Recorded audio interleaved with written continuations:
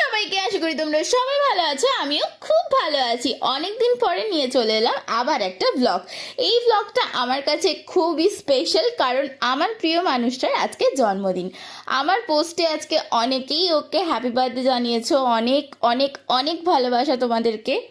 আমাদের birthday boy কিন্তু আজকে অফিস থেকে ছুটি পায়নি, ছুটি পাবে সানডেতে। তো আমরা ভেবেছিলাম সানডেতেই সেলিব্রেট করব, কিন্তু কাল রাত্রেবেলা আমার মনে হচ্ছিল যে জন্মদিনের দিন আমি কিছুই করব না। তারপরে রাত্রেবেলায় প্ল্যানিং করে নিলাম যে ওকে আমি সারপ্রাইজ দিতে যাব।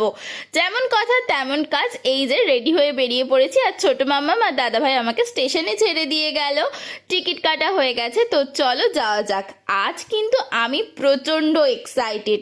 তোমাদের দাদাভাই কিছুই জানে না, আমি সকাল থেকে ওকে কিছুই বুঝতে দিইনি। ওকে শুধু আমি এইটুকুনি বলেছিলাম যে আমার যাদবপুরে আজকে একটা কাজ আছে, যার জন্যই আমি যাব। আর কাজ থাকলে আমি একটু বেশিই ব্যস্ত থাকি, তার জন্য ওর সাথে আমার খুব একটা কথাবার্তা হয়নি, আর ও কিছু বুঝতেও পারেনি। সত্যি কথা বলতে আমার যাদবপুরে একটা ছোট্ট কাজ ছিল, যার জন্য আমি প্রথম যাদবপুরেই এলাম। এসে আমার ছোট্ট কাজটা কমপ্লিট করে নিলাম, আর তারপরে চলে এলাম মিও আমরেতে। বাড়ি থেকে তো আমি কিছু কিছু জিনিস নিয়ে এসেছি, আর একটা ছোট্ট কেক কেনারই বাকি ছিল।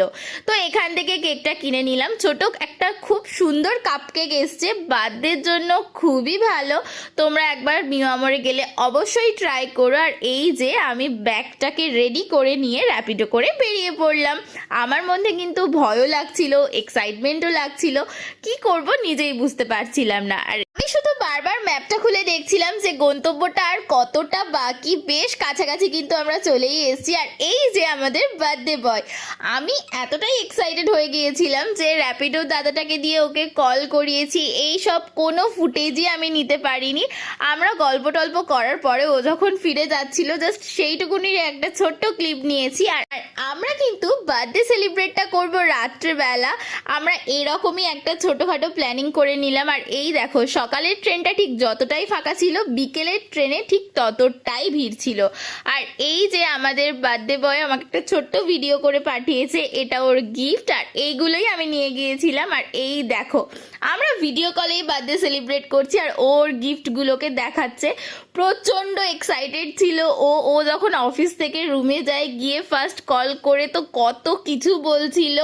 আমাদের রিলেশনের প্রথম থেকেই আমরা লং ডিস্টেন্সেই থাকি, আর আমরা এই ছোট ছোট জিনিসগুলোকে খুব ভালোভাবে মজা করে সেলিব্রেট করি। আর এই হলো মিস্টার হালদারের বার্থডে কেক। ও ভুলেই গেছে যে ওই প্যাকেটটার ভিতরে একটা ক্যান্ডেল ছিল।